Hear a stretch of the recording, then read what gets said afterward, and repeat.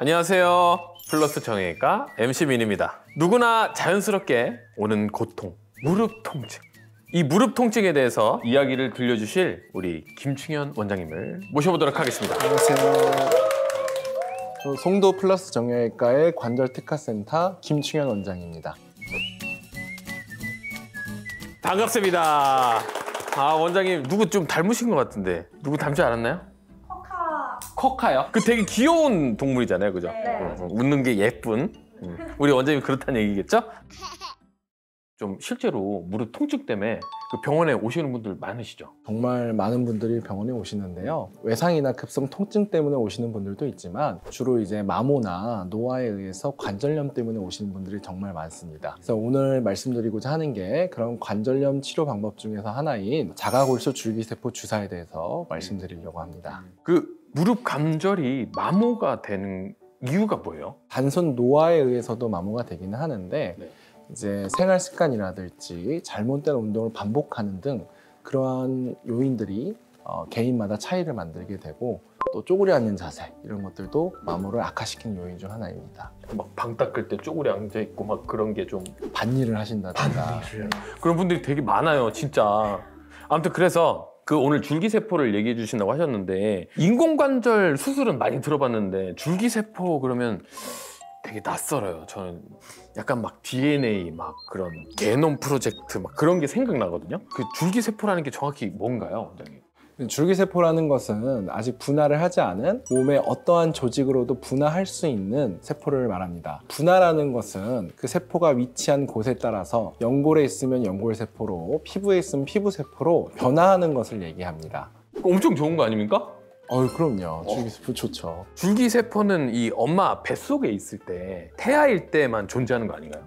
줄기세포를 크게 두 가지로 나누면은 배아줄기세포와 성체줄기세포가 있는데요. 배아줄기세포는 난자와 정자가 만나서 하나의 개체가 되기 전 단계를 말합니다. 물론 분화력은 굉장히 뛰어나지만 윤리적인 문제도 있고 위험성에 대해서 아직 검증되지 않은 부분이 있어서 배아줄기세포는 의료 영역에서는 사용되지 않고 있고요. 의료 영역에서 사용되는 모든 줄기세포는 성체줄기세포라고 보시면 됩니다. 이 성체줄기세포는 우리 같은 성인의 몸속에도 존재를 하고요. 물론 엄마 뱃속에 있는 태아의 태반에도 존재를 하게 됩니다. 용어가 좀 너무 헷갈립니다. 아직 들었지만 잘 모르겠어요. 조금만 더 설명해 주실 수 있을까요? 줄기세포는 아까 말씀드린 것처럼 크게는 배아줄기세포, 성체줄기세포로 나뉘게 되고 그 성체줄기세포 중에서 이제 어디서 채취했냐에 따라서 앞에 있는 이름이 바뀌게 됩니다. 우리 몸의 골수에서 채취를 하면 골수줄기세포, 지방에서 채취하면 지방줄기세포, 태아의 제대열에서 채취하면 제대열줄기세포가 됩니다. 그동안 줄기세포로 많이 사용했던 카티스텐 같은 제품은 태반의 제대열에서 채취했기 때문에 제대열줄기세포라고 부르고요. 최근에 각광을 받고 있는 자가골수줄기세포는 이름에서 알 수 있듯이 자기의 골수에서 채취한 걸 자가골수 줄기세포라고 합니다. 그러면은 우리 몸에 아무 데서나 이게 뽑을 수 있는 건가요? 꼭 그렇지는 않습니다.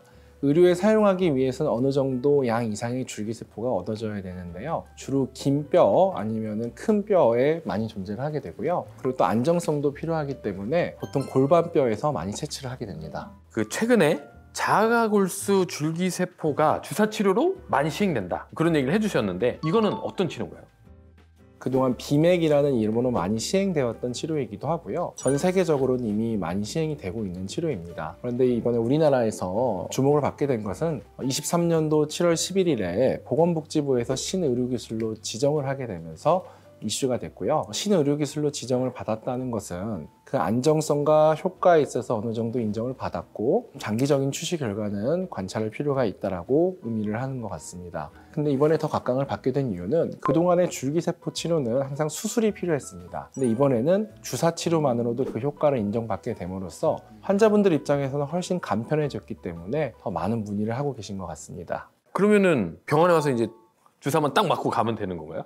줄기세포를 무릎 안에 넣는 거는 주사만 맞으면 되는 게 맞는데요. 이름이 자가 골수 줄기세포에서 알 수 있듯이 자기 골수에서 채취를 하는 과정이 필요합니다. 주로 골반의 골반능에서 채취를 하게 되고요. 부분 마취를 한 다음에 그곳에서 주사기와 주사 바늘을 이용해서 골수를 채취하게 됩니다.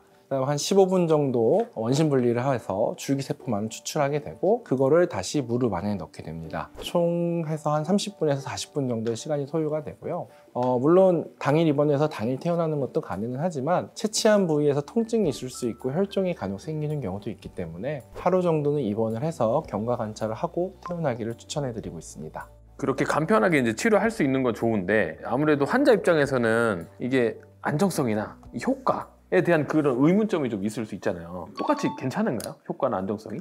아까 말씀드렸듯이 비맥이라고 이미 한참 동안 행해져 왔던 의료이기 때문에 크게 걱정하실 건 없을 것 같고요. 또 줄기세포 측면에서도 기존의 줄기세포는 다른 사람의 줄기세포를 넣는 거지만 이번에는 본인의 줄기세포를 뽑아서 넣는 거기 때문에 오히려 더 안전하면 안전했지 위험할 것은 없을 거라고 생각됩니다. 관절염 환자의 통증 감소나 기능 개선에 있어서는 한 2년 정도 탁월한 효과를 보인다고 되어 있습니다. 연골의 두께가 좀 두꺼워지는 유의미한 효과를 봤다라는 논문들도 있긴 한데 좀 더 많은 연구가 필요할 것으로 생각됩니다. 그러면은 이 시술로 이제 내가 무릎이 좀 아파, 관절염인 것 같아. 그러면 이제 시술을 받으면 되는 건가요? 아니면 이런 사람이 좀 더 효과가 좋다. 그렇게 권장하는 유형의 환자분들이 있는 건가요? 관절염을 분류하는 방법은 크게 KL 그레이드와 ICRS 그레이드라는 두 가지가 있는데요. KL 그레이드라는 것은 무릎의 형태에 따라서 관절 간격이 좁아졌는가, 골격이 형성됐는가 그런 거를 보고 분류를 하는 방법이고 KL 그레이드 상에서는 2에서 3단계의 환자분들에게 해당이 됩니다. ICRS 그레이드라는 것은 관절 단면의 두께를 측정을 해서 얼마큼 단면이 닳았는가 또는 마모됐는가를 측정하는 방법이고 ICRS 그레이드 상은 3에서 4단계에 해당되는 환자분들이 줄기세포 치료에 적합한 환자분들이십니다. 이 정도 단계의 줄기세포 환자분들은 중기 관절염 환자라고 보시면 되는데요. 이런 중기 관절염 환자분들 중에서는 관절의 마모뿐만이 아니고 반월상 연골판이 손상됐다든가 오다리의 변형을 같이 갖고 계시는 분들도 있습니다. 이러한 분들은 줄기세포 시술만 할 게 아니고 그런 부분에 대해서도 같이 치료를 받아야 효과가 극대화될 수 있기 때문에 꼭 전문의와 상담하신 후 결정을 하시길 추천드립니다. 되게 어려운 용어들이 많이 나와서 3단계, 4단계 막 그런 얘기를 해주셨는데 그거는 저희가 뭐 특별히 몰라도 되겠죠? 진료 보러 가면 이제 알아서 병원에 오시면 네, 알아서 다 맞춰서 설명해 드릴 네. 테니까. 간혹 말기의 관절염 환자분들인데 네네. 최근에 줄기세포가 하도 많이 얘기가 들리니까 네. 나도 치료가 가능하냐라고 물어보시는 분들이 간혹 있으세요. 네. 근데 너무 심한 말기 환자분들한테는 인공관절 치료가 더 적합할 수도 있기 때문에 그런 거를 좀 알아두셨으면 좋겠다라는 생각이 듭니다. 그래도 막 나 줄기세포 이거 하고 싶어요. 막 그러면 어떻게 해요? 사실 이게 보건복지부 허가 사항 자체가 정해져 있는 거기 때문에 규정에 맞게 하시는 게 좋을 것 같습니다. 그 규정이 정해져 있는 거예요? 네. 이런 단계에 있는 사람이 네. 해라. 그러면 이거는 조금 민감한 질문일 수 있는데 이제 줄기세포 그러면 이 약간 이미지가 그 최신 그런 기술 같은 느낌 있잖아요. 좀 비쌀 것 같은 느낌이 들어요. 근데 혹시 비용이 어떻게 되는지 알 수 있을까요? 지역이나 병원마다 차이가 있을 수가 있습니다. 보통은 원심분리 돌리는 키트나 또 시술 비용을 다 합쳐서 그 정도 하는 걸로 알고 있습니다. 그 전에 많이 했던 줄기세포 중에서 카티스텐 같은 경우는 그 시약 약간만 했었거든요.